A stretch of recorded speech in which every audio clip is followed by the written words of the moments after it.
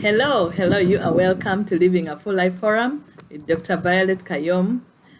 It's a very windy afternoon here, but generally calm. And I hope and pray that you are having good on your side over there and making the best of life no matter what the circumstance is. Today, I present a topic that is really dear to my heart because it talks about the value of self. And so I'll name that topic, Stop Being the Door Rag.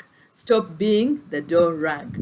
So this topic really discusses overcoming low self-esteem and worthlessness. You see, low self-esteem and worthlessness are signs of emotional trauma and soul wounds. And so it has fundamental effects, on our life. Because when you have low self-esteem, and then you are more prone to developing mental illnesses. Actually, studies have proved that people who end up developing mental illnesses like anxiety, depression, substance abuse, they battle a lot with low self-esteem and feelings of worthlessness. And so what exactly is self-esteem? Self-esteem is that the extent to which you feel positive or negative about yourself, and that subjective evaluation of your self-worth and your self-attitudes. So it is really something internal, how you feel about yourself. It is internally generated. It's usually not external. So the better you feel about yourself, the higher your self-esteem. Studies have shown that the better your physical health is and the longer the survival. However, when you harbor a lot of thoughts and feelings of low self-esteem and worthlessness, then it can lead into all these mental illnesses that we've talked about, and even some physical illnesses. It can actually also impact a lot on your social relations at personal level and at professional level. You see, whatever is the state of your internal is always generated out. It always comes out. So how you feel about yourself will automatically come out and speak volumes about you. So when you feel like someone is despising you, or you say that, oh, so and so despises me, it means that you've actually cooperated with that person. We may not control so much of the external environment, whatever happens to us from external, the different arrows that are shot at us. But when we have a good level of self-esteem, we refuse to cooperate with those negative attributes that are coming against us.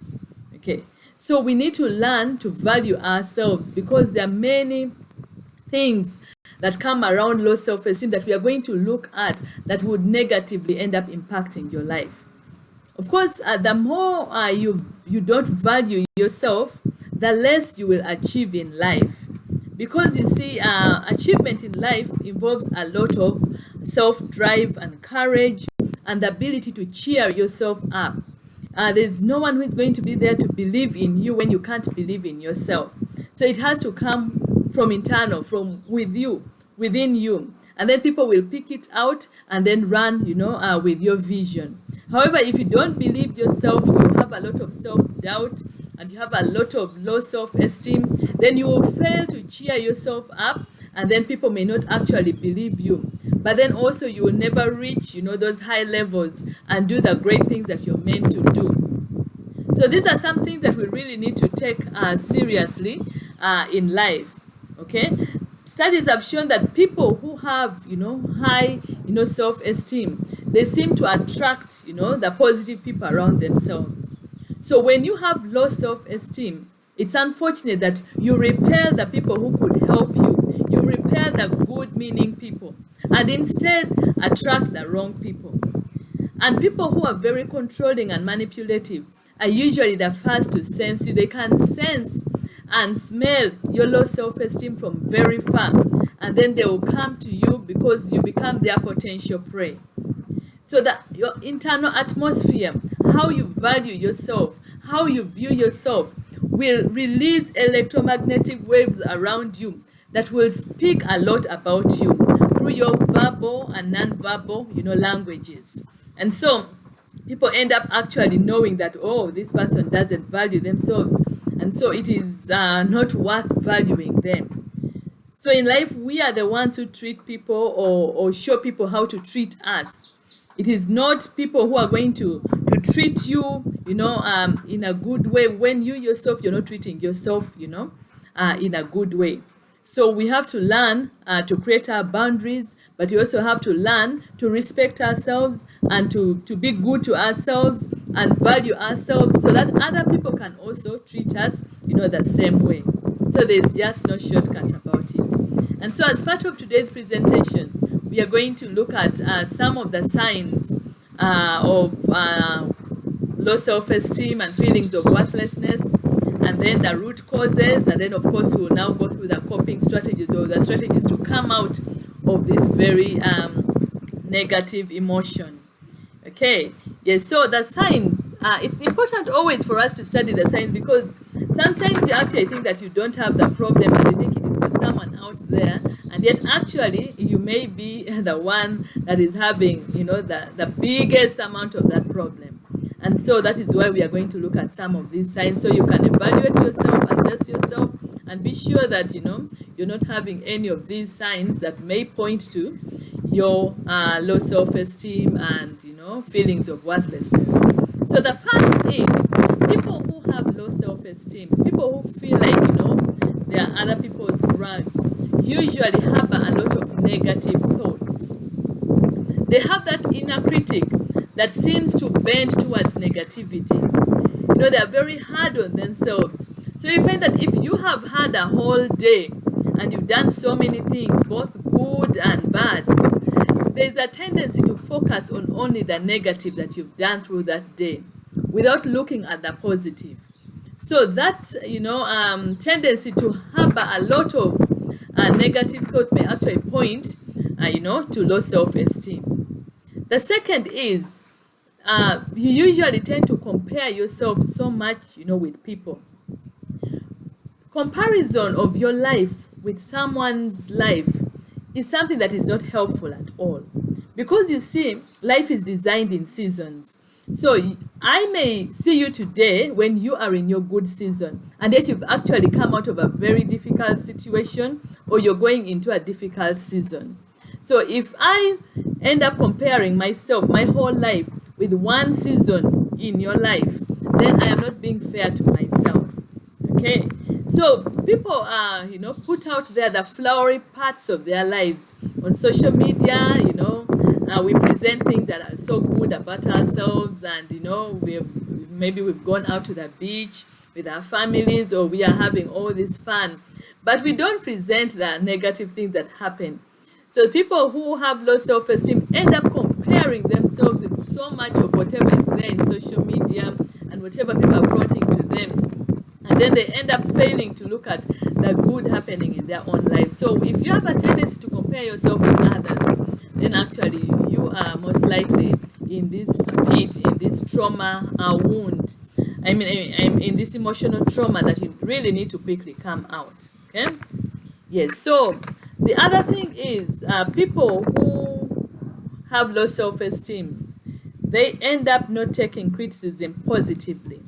In an earlier video, I shared that when someone criticizes you, it is important to know that there may be something of value, some grain in it, but there may also be a lot of trash that you need to burn up, or flush out. Okay, so even when the criticism is not given in a positive way, there may be some value. But someone who has low self-esteem, because they already feel bad about themselves, it's like when any feedback is given to them, especially the negative feedback, find that they put up a fight. That is a sign that actually you're not at peace with your inner self. Okay, people who have low self-esteem seem to seek a lot of approval from other people. You go extra length to try and please people, excessive drive to please people. That is something that I really fell culprit to, as I grew up. You find that, because you're already feeling about yourself, you just want to do things the right way always, and even at your own cost, you just want to run around pleasing people and doing things for them, which ideally is not wrong. But if the motive behind it is to make you feel better, then it is not good for you, because it means that you're battling feelings of low self-esteem. Okay, then other people who have low self-esteem cannot accept compliments easily. You compliment them, you may say that, oh, you look very smart, and then they'll go like, oh, well, I didn't iron this cloth very well, or maybe it's not fitting too well. Hey, let us learn to accept compliments. You know, it doesn't cost much for you to say thank you. Well, you may not be so sure of how you look, but I mean, someone has given out a good word there, which is supposed to actually reassure you that you actually look good. And then you're busy still trying to pull down yourself. So that is not a good state to be in. Yes, so accepting compliments is something that is healthy for your soul. So when you find it difficult to accept these compliments, then there may be a big problem with you. People who have low self-esteem usually have the problem of all or nothing thinking. You know, they look at their life and themselves as either good or bad. So when someone does something wrong, then they interpret it like, you know, everything is completely ruined and they are failures in life. They don't tend to dissociate, you know, whatever they have done with their own lives. So when things go wrong, then they are failures. When things go right, then, you know, well, things are okay at that point. But whenever things go wrong, then they interpret it as their failures. Now that, we need to always learn that we can do things the wrong way, but that doesn't mean that we are failures. Just one event in our life should not, you know, define us and give us our identity. So people who have low self-esteem have that tendency. There are other people who end up having social withdrawal in their low self-esteem. So while others may be all over pleasing people and, you know, all over people, there is a category that just withdraws completely. Those may also be signs of feeling, you know, worthless. Okay, so focusing on negativity is something that is not healthy for our soul. It's not healthy for our emotions. I remember I attended a function over the weekend, and there was a young man who was playing the instruments. Well, according to me, he did a good job, and the music was nice. He only faltered at one or two scenarios. But at the end of the show, at the end of this event, when I talked to him, congratulating him and thanking him for the good job, he was just beating himself up and saying that, oh, he had done so wrong. He faltered at this point and the other point. And I told him that, well, for me who was on the audience, really, in the audience, I felt you did a very good job. So please, just be easy on yourself. Do not be too hard on yourself. You did a great job, and I thank you for that. We are all not perfect. I mean, if you faltered at one or two keys, but the whole afternoon you were there and you were playing, you know, so, you know, much good music. I mean, there is really nothing wrong with that. But he was just so beaten down. So that is just a sign of low self-esteem, that we just want to do it the perfect way. And yet we are not perfect human beings. So you can look at that. I know there are many other signs that could be out there. And so just look at that, scan through your life and be sure that, you know, none of these is pointing towards you. And if at all it is, then you are really the right candidate for this video. Okay, so the other thing now we look at is the root causes. What are some of the root causes, you know, of these feelings of low self-esteem and worthlessness? The first is a childhood experience. You see, our childhood really defines a lot, you know, about us. When they look at you as an adult, you know, you're most times a mirror of what you were as a child. So what you missed as a child can actually manifest even now as you're an adult. Yes, so some childhood experiences, especially where there's a lot of violence and abuse, can really, you know, push down the esteem of a child, and then they grow up into an adult with very low self-esteem. Other family setups where the parents are so stressed out and tensed up and angry, you know, it gives a lot of burden on this child as they grow up. And so they don't seem to be meeting, you know, that expectation. And so it breeds low self-esteem. Other things, you know, including critical parents and lack of affirmations also may actually breed low self-esteem. Of course, neglect and other forms of dysfunctional family setups all make the children not feel, you know, like, you know, their worth a lot, and then they grow up into such adults. Okay, so when you have any of the signs of low self-esteem, it's important to look back into your roots and look at those situations in your childhood that maybe did not go so well, and try to come out of it now, by some of the behavioral therapies that we will be talking about shortly. Other things that breed low self-esteem include going through difficult experiences. Difficult experiences, we don't choose some of these experiences that we go through. For instance, being jobless or loss of a job. If you have been high there, and then suddenly you've lost this job and now you are struggling financially and all that, it can really affect your esteem. Then, of course, poverty. Oh, poverty is so traumatic. People who have grown up in poverty-stricken areas know what I'm talking about. Okay, so it can be so traumatizing, and when you come amidst people who are wealthy and all that, you just feel like you are second class or third class, and you just can't measure up.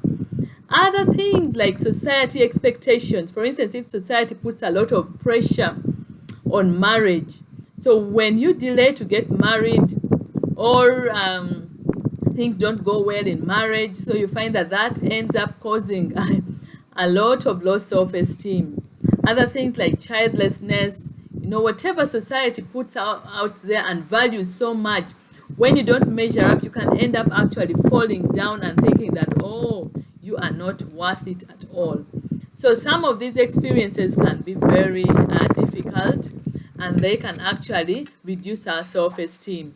So those may be some of the root causes. Okay, there's some social relations issues, especially when the relationship is toxic, that can actually affect our self-esteem and feelings of worth.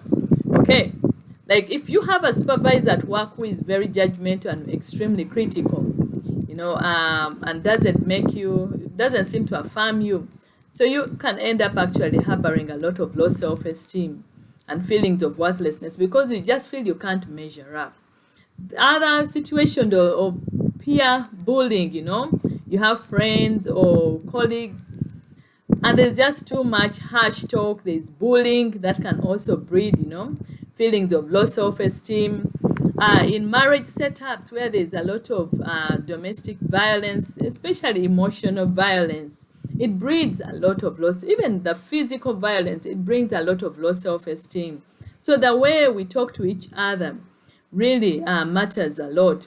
You see, a word spoken by someone who is close, like, a friend or a spouse, usually if the word is negative, can really hurt very deep and stick, for a long time. Yes, I was listening to a lady who was sharing, how bad she was feeling because the husband had said, what much do you contribute? What value do you add in this family? And that was just because she didn't seem to bring in as much money at home as the spouse was bringing. I've also heard it from men, whose wives have said, so what are you in this home if you can't bring the money? So what are you? Are you really a man? And it really hurts a lot, and it can bring down the self-esteem. We should know that, even when someone is not able to bring in the money, and all that, that doesn't mean that they're not adding anything, okay, to the family. Other situations of chronic diseases, especially mental illnesses, can actually bring down the self-esteem very fast. Other things are really self-inflicted. Our own perfectionism, stemming from our insecurities in our backgrounds, can lead us to put very high, goals for ourselves, which may not be achievable. And when we fail to achieve them, then we beat ourselves down and we have the low self-esteem. Yeah, so those are some of the root causes, and you can always scan through and see what, where you may fall, and what could have led to, wherever you are. Now, when we have all these circumstances, these impulses, these negative impulses, they are actually brain effects, that end up leading to some of the manifestations, okay? So when someone is bombarded with thoughts of worthlessness, what happens is that it ends up hitting in the parts of the brain that is responsible for negative emotions. So there is one part of the brain that becomes activated, and that is the one for negative emotions. Whereas the other part of the brain that ideally should be propagating a lot of reasoning and logic ends up being deactivated, or it is dampened. So emotions end up being interpreted as facts. So you end up interpreting your emotions as if they're actually facts. Now, the problem with that is that now there is a dysregulation. It means that now there has been a dysregulation in the way your emotions, the emotional circuit, is moving. So there are parts of the brain which should be able to receive impulses and then balance out so that the emotions you put out is appropriate. So when those parts have been destabilized in, this situation where you have a lot of low self-esteem and worthlessness, then you find that there is a dysfunction in that, and so you cannot cope with stress as much. So even a situation that shouldn't cause so much stress will end up stressing you up a lot because there's been a dysregulation in the way your emotions are supposed to be processed, and put out there. Okay. Then there's also what we call reduced neuroplasticity.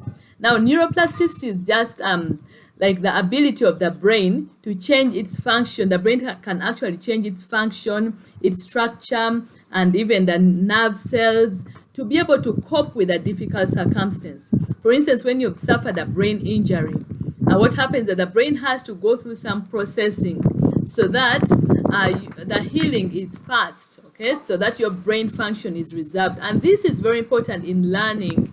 So you're able to learn, new languages, learn, something new basically. When you have a lot of that low self-esteem, that feelings of worthlessness, those negative emotions, that function is really destabilized, it is weakened. And so meaning your learning and your ability to adapt to new circumstances ends up getting impaired. Okay, studies have shown that people who have high, self-esteem actually have a lot of nerve cells in a part of the brain called the hippocampus. And so it makes them elated. It makes them, view the world in a positive way. And, they're able to really reach high levels. And then it also tunes, their brain and the hormones in their body such that their bodies are protected from all these negative effects of the stress hormones. Yes, so high self-esteem is really very important for prevention of physical illnesses, and it has been associated with a long survival. Okay. Now, the effects of this low self-esteem and worthlessness is not only in the brain. Even the hormones, we have what we call the endocrine part of our bodies. This basically deals with, releasing hormones and chemicals that helps to stabilize our bodies, to keep us in check so that we don't get too burnt out, When we are stressed, we don't fall over to the other side. We have a stable, life. So that is the role of the endocrine system. So what happens when someone has long-term feelings of worthlessness and low self-esteem? So there is a dysregulation in the production and the response to the stress hormones. The stress hormone that we are talking about here is called cortisol. So when you are stressed out, it's supposed to be released, and then for you to be able to interpret, the circumstance so that you can either put up a fight or, or maybe just run away. That is what we call the fight or the flight effects, okay, of that stress hormone. Now, people who have low self-esteem, you find that there is a dysregulation of that hormone in their bodies. So even when the hormone is produced in small quantities, the effect is so much. So the person remains in a state of agitation. They easily get stressed out. They easily get moved, by circumstances. Okay, so those are some of the effects of, cortisol and the stress hormones. And of course, the more we have exposure to this cortisol, to the stress hormones, the more it affects our blood vessels, and then it also affects our heart, leading to conditions like high blood pressure and other cardiac diseases or heart diseases.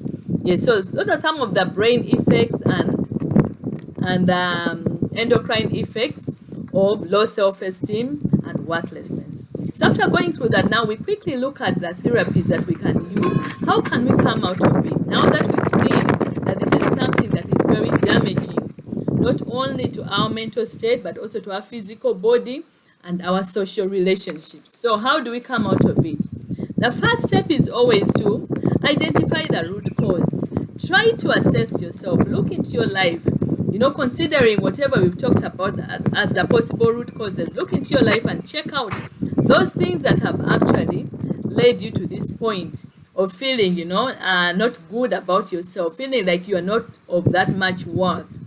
Okay, so when you journal out that, then now you go through the process of coming out, healing, out of those experiences. For instance, if you've suffered, emotional abuse or physical abuse as you grew up, this is the time to now relive the experiences and let go. Okay, and then if you have, a spouse that is very, degrading, and all that, this is the time now to start thinking how to set your boundaries.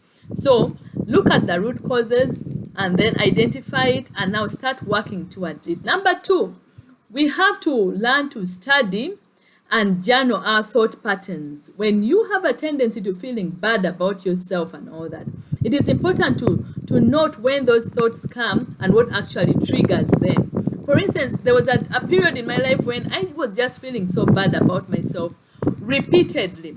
And I realized that at the end of the day, in the evenings especially, I would just have a very low mood because I have been ruminating a lot. I have been thinking about all the bad experiences I've gone through. And then I would put very high, goals. And whenever I would fail to meet them at the end of the day, as I assess my day, then I end up feeling so bad about myself. So I realized that the attack always came in the evenings and at the time when I was really focusing on the negative things, how things have gone wrong. And so when I realized that, I had to start now challenging, these thoughts, which is our third step.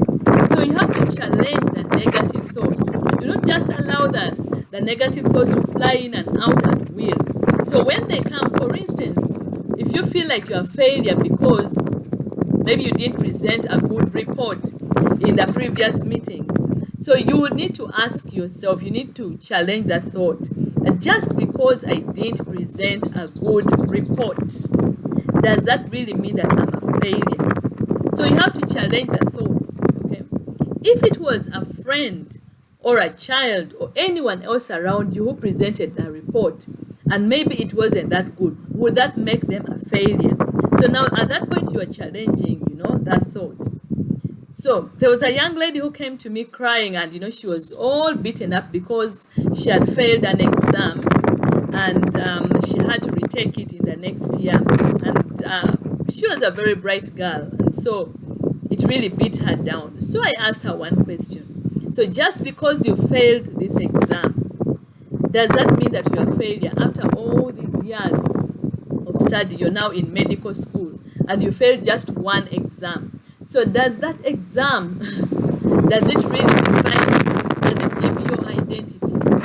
And so she thought through all that, we discussed, and at the end of it all, she left smiling, and she was able to really excel even in that retake exam that she had to go through.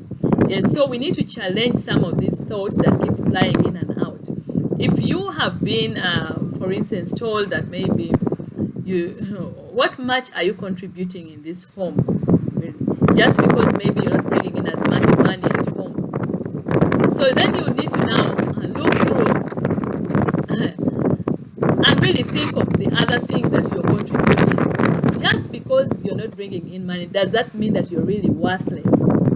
Does it mean that you're not contributing anything? If it means writing down the things that you're actually contributing, you can even do that to feed your mind, because now you have to challenge those thoughts so that they don't have their place anymore. So any other negative thought that is coming in, make sure you put an opposition and don't just allow it to settle in there. Okay, the fourth thing is you need to focus on your positive and stop the comparison business. Just know that whoever you see as if they have it all together may actually have a totally different story from what you are seeing. So no one has it all together, no one is perfect, and so that doesn't so it shouldn't give you ground to really feel like for you you are totally a mess just because you feel like others are having it easy. Okay? Because you don't know that total story, you don't know the whole life story of people. Yes, so focus on your good and try to journal this down. If it means writing, when you're feeling bad at the end of the day, you can write those positives that you have done, that you've achieved, and even write the negatives so you're in touch with yourself. And then focus on the positive. It's also important to put realistic and achievable goals, especially people who are perfectionists. So you do not want to always put excessive goals and then fail to achieve them and then beat yourself about it. Put goals that are achievable and rejoice with every achievement as you move through. Okay.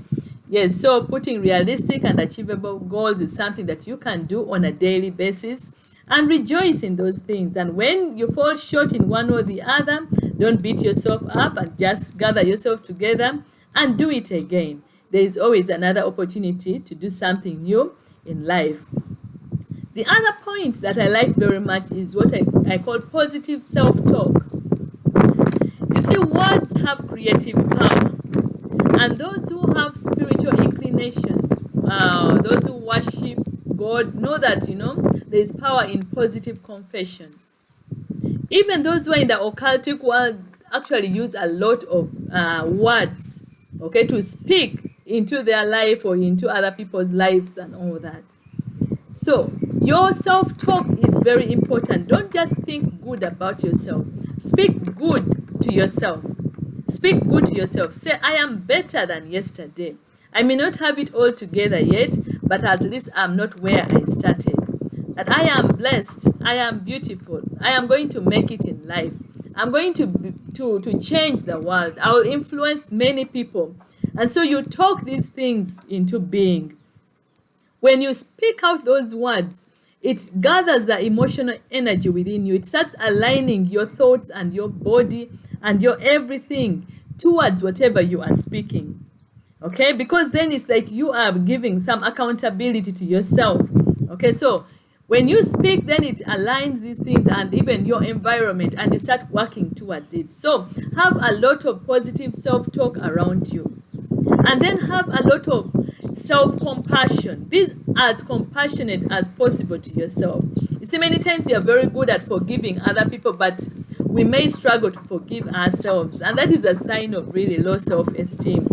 So don't beat yourself up all the time when you haven't met your expectations. Okay, you can actually learn to hug yourself and compliment yourself and love yourself. Okay, just have mercy. Try as much as possible to extend mercy to yourself as much as you're extending it to other people.